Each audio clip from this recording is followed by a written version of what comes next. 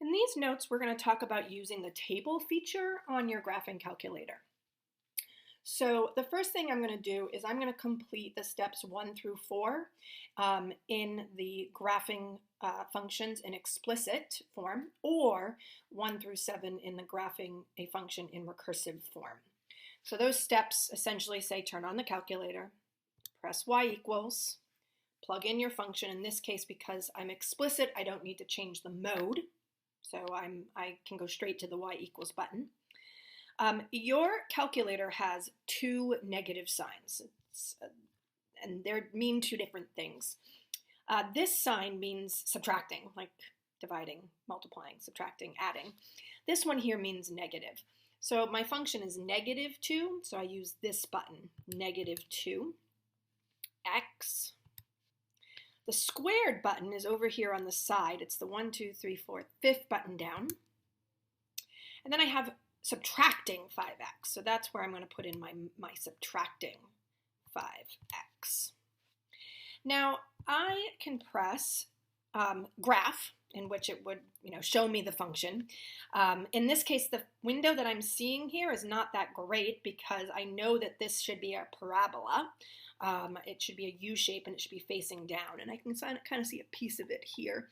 So maybe for this one I will simply press zoom and ask it to do the standard window, so 6. And that's a relatively good picture of this parabola. It gives me a good sense of where the vertex is and which direction it's going and how wide or narrow it is. Now, graphing it is great, but in this case, I actually want to be able to fill in this table of values. So what I'm going to do is I'm actually going to press second graph. And what second graph gives me is a table.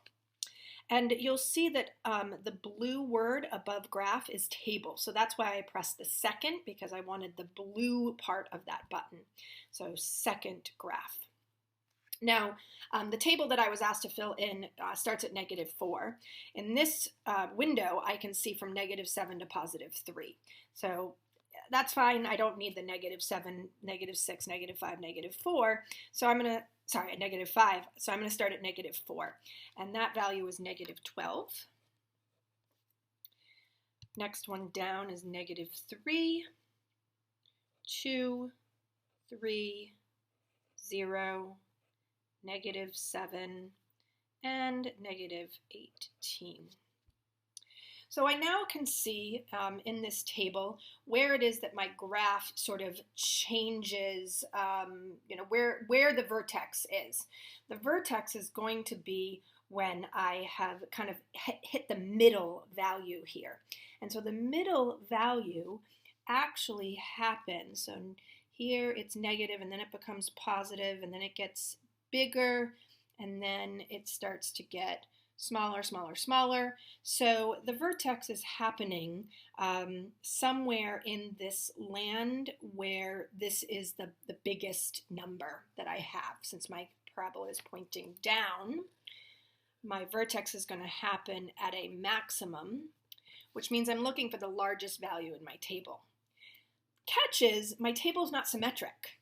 In order for the vertex to be able to be read from the table, the numbers surrounding the biggest would have to be the same. And so all this tells me is that my vertex is around -1, 3. It doesn't actually give me the exact vertex. So the table gives me some nice information, but it doesn't necessarily give me everything I need. The other piece of information it does give me is that I can see where the signs change, meaning I have a negative and then a positive y value. If I go from a negative y value to a positive y value, that means that I must, somewhere in here, have crossed the number 0. Which means that somewhere between -3 and -2 is the x-intercept.